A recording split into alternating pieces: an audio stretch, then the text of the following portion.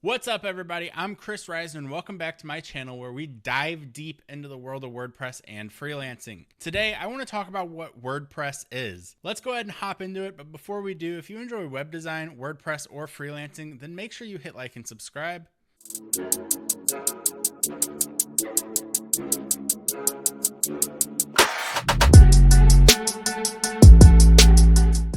So first things first, what is WordPress? WordPress is a powerful open source content management system that powers over 40% of all websites on the internet.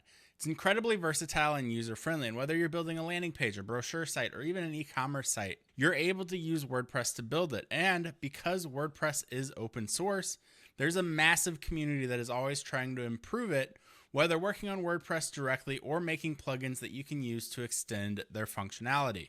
WordPress.com is the owned version of WordPress. It is similar to Squarespace or Wix. And generally, whenever I'm talking about WordPress, I'm talking about the version that you're able to download and put directly onto your own server. Now, WordPress.com is different. It's built with WordPress at the core, but it's owned by Automatic. And they have their own restrictions. When you're using WordPress.com, you don't have to worry about hosting, security, updates.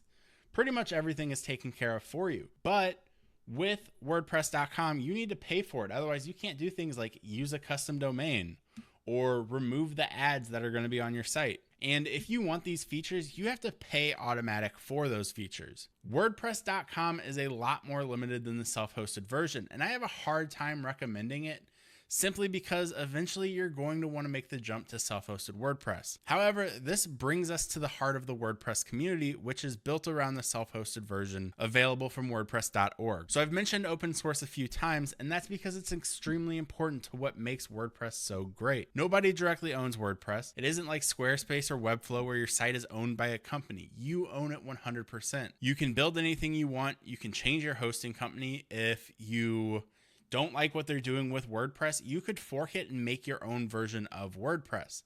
There's absolutely no restrictions on your content or your ability to customize it. Now, the trade-off here is that you're going to be on your own. There's no dedicated support team. You're responsible for your own hosting.